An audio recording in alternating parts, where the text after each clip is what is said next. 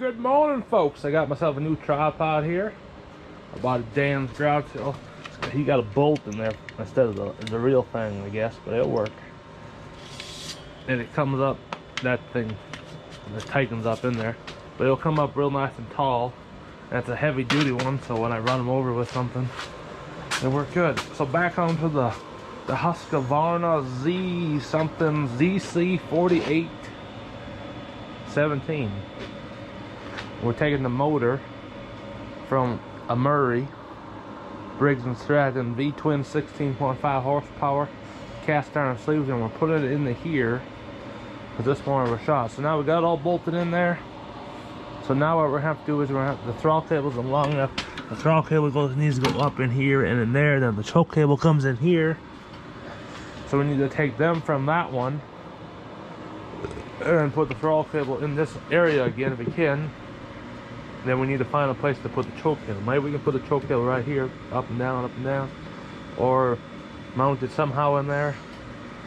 And we'll have to order ourselves a clutch today because this one was shot. Plus we'll need to go to the lumberyard and get a bolt for the flywheel. We'll do that this morning for closing. We'll have to figure out how to take this plastic thing off or that and get in there and see what's going on.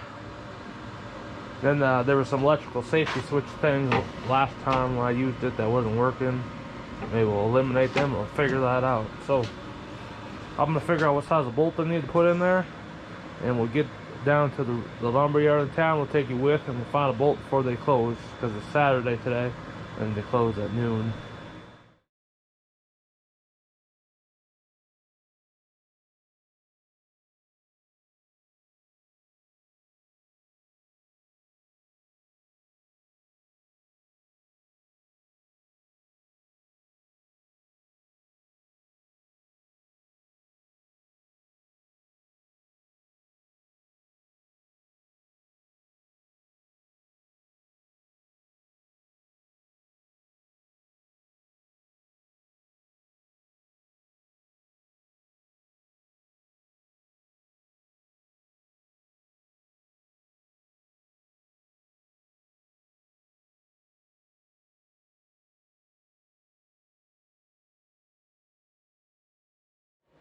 I was going to take the throttle cable off here, and I did, but it was the same size as the one that was on this unit already.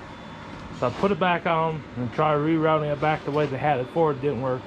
So I did it was I rerouted it down here. I came through here. I'm going to have to fasten it up here so it doesn't hit the wheel. And then I got it in there. I had hooked in there, and it works now. So now I need to figure out the choke. I don't know if I want to drill a hole here and put the choke cable right here. You know, it's a long choke cable they got on there. So might have to shorten it some. I haven't went to the lumberyard yet. Fairly get all this stuff figured out before I go. See if what else I got. I got a little notebook started with stuff I need to pick up.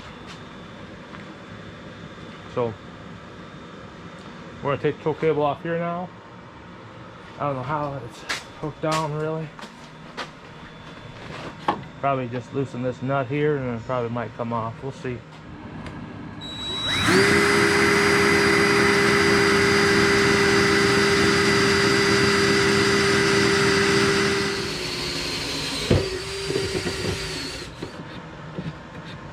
Ooh, look at that. That works. Okay, what else we gotta do? We gotta try to figure out how to wire up the starter and the wiring situations. And it looks like we got a mouse nest in there. Every year this thing sits at home and there's always a mouse nest in there. So I have to take that cover back off anyways. Clean all that out. And keep on trucking.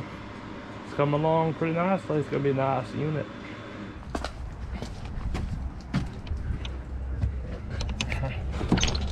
This is an 8-foot one. That's why you're locking nails. This is an 8-foot. More. What you looking for? Bolts. Bolts? Yeah.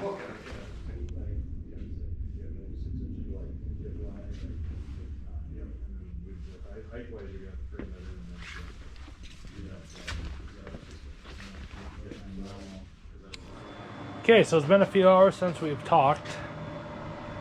We got a few things done, had some lunch. Got the battery tender on it right now. I think we got the wiring thing figured out, so it shuts off and on.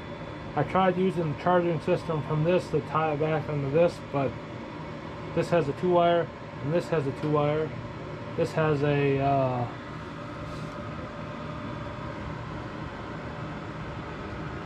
a gray and a purple, and then the motor has a black and a white. I had it hooked up one way and I blew the fuse. And I need to order a new clutch for it, PDO clutch. I'm gonna let that charge up. I'm gonna put some gas in there. I don't know if that fuel pump on the front of this motor here will suck the fuel from that tank there down low. Otherwise, we're gonna have to get something figured out, get another electric fuel pump or something in there. Now we'll see if we get it running and see if we can get it driving. I got all the mice nests cleaned out of it. So I've been doing some work. I made the bench a mess now. So we gotta clean that up again. So we'll wait till this charges and we'll see what happens with it. Hopefully it works.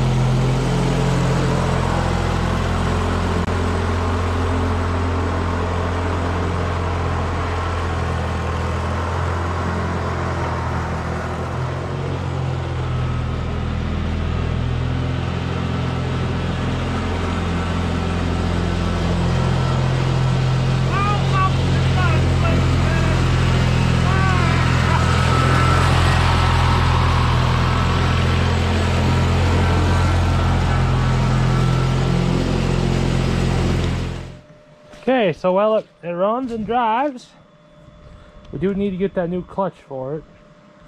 Has some vibration in the engine. The engine didn't have that before. I think it's turned that clutch in there. And then we gotta, it was pumping gas from this tank into there, so that was good. We gotta fix the deck, and we gotta drop the rear end out of it, actually this one, so we can put the new fan blades in, because you can't get to the fan blades from the top. So we're gonna clean up the shop here and then we'll get to that soon. It's a nice day out. Almost 38 degrees out. Iced tea weather. Speaking of iced tea, about to have a little bit. Well, seemed to work pretty good. Got the battery tender back on it. Got it jacked up, got the stands on it, got the jack on for safe. Gonna pull the wheels off. Maybe I can just tip the one side down and get to the fan. Maybe I can tip the other side down. We'll see how it has to be here. I don't know. Never looked it up. Don't know. Probably put you on a time lapse. Maybe. Or I'll just bring it back a little bit. I'm gonna listen to some music. Gonna do a little jam out. And try to get this figured out. Okay, so we get down here.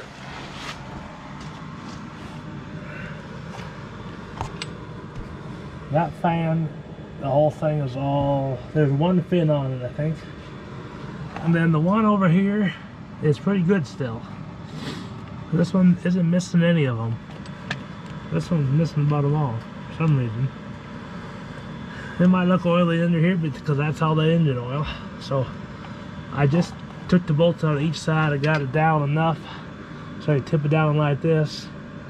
Cables are still hooked up. If I could unhook cables and drop the whole thing and pull it out, but I'm not going to. I'm just going to try to take that pulley off right there in here. So I'm going to crank up the music again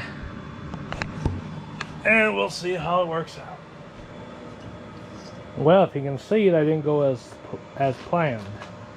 So I got it out now. This fan is looking good over here. This one isn't. I think these are nuts on the bottom side.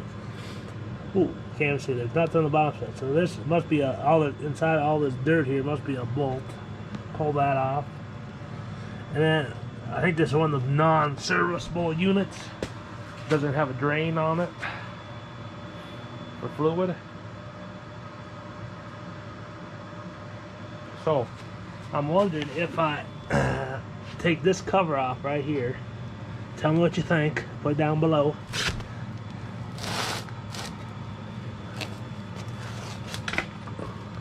I take that cover off there, the one over there, drain the fluid out, pour new fluid in there, measure how much comes out, pour new fluid in there, seal that cover back up, tomorrow TV or something, put it back on, and buy a new belt. Let me know what you think down below. Think if that's a good idea. What you think? What kind of fluid does the Husqvarna use? Take your little fingers, get all typey, be nice about it. Thank you for all the help. Hope you guys have a good day, and we'll talk at you later. Bye. Oh, it is a Husqvarna